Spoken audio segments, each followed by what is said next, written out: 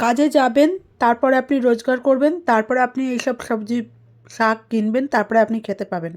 ঠিক আছে? তাই জন্য কোনো ভুল না করে আগের দিন রাত্রির থেকে রেডি করে রাখুন, পরের দিন সকালে কী মেনু হবে।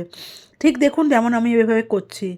এত রাত্তির হয়ে গেছে তার কোনো নেই, আমি ঘুমাবো না, আমি পরের দিনের রান্নাবান্না যা হবে আগের দিন রাত্রিবেলা সব রেডি করে রাখছি। আনাজ কেটে রাখছি, মশলা বানিয়ে রাখছি, ডাল ভিজিয়ে রাখছি, কারণ ডাল সিদ্ধই হতে চায় না। যাই হোক, শীত পড়ার তো নাম নেই, কিন্তু ডাল সিদ্ধ হতে চায় না, জল গরম হতে চায় না, কীরকম রাগটা ধরে বলুন তো। যাই হোক, এটা আমি করতে থাকলাম, করে নিলাম যতটা পারলাম তাড়াতাড়ি করে। আর বাঁধাকপি বা এইসবগুলো কাটতে তো সময় লাগে, তাই জন্য আগের দিন রাত্রি থেকে প্রিপারেশন নেওয়াই ভালো। তাই আমি বলে দিলাম, যারা আপনারা কর্মরত মহিলা আছেন এইভাবেই চলবেন, নাহলে কিন্তু কাজের জায়গায় আপনার বিশাল ক্ষতি হয়ে যাবে। তাই জন্য আমি সব কেটে রাখলাম। এবারে পরের দিন সকালবেলা উঠে 1 ঘন্টার মধ্যে যত তাড়াতাড়ি পারবো রান্নাবান্না করে তাড়াতাড়ি বেরোতে হবে।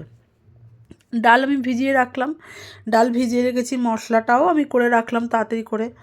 ঠিক আছে? এইবারে আমি পরের দিন সকালবেলা উঠে জাস্ট সিদ্ধ করলাম, আলু ভাজলাম, আলুটা ভাজছি দেখুন।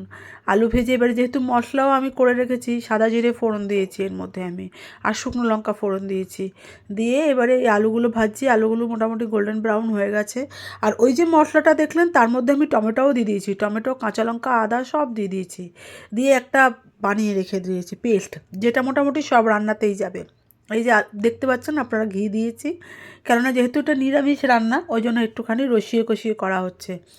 এরপর হয়ে গেল বাঁধাকপি দিয়ে দিলাম। আপনারা যারা যদি কেউ মনে করেন এর মধ্যে হিং দেবেন দিতে পারেন, একেবারে নিরামিষের জন্য। হয়ে গেল রান্না রেডি, এবারে কাজে যাই তাড়াতাড়ি, নাহলে কাজ থেকে বের করে দেবে।